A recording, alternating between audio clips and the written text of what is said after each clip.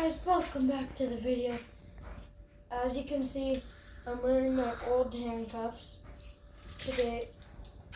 And I'm not saying they're bad to the company, but I'm just looking for some new ones because they're really bendy and stuff.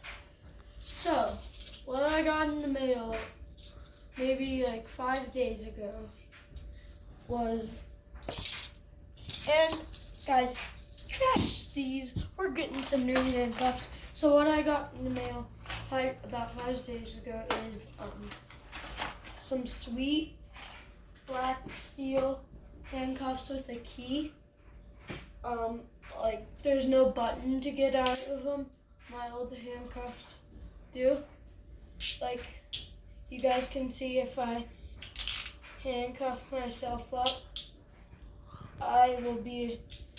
And these are professional grade handcuffs, so there's no button to get out. I just have to use the key.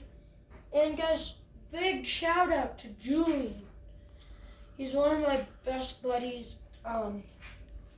Yeah, really big shout out to him for subscribing.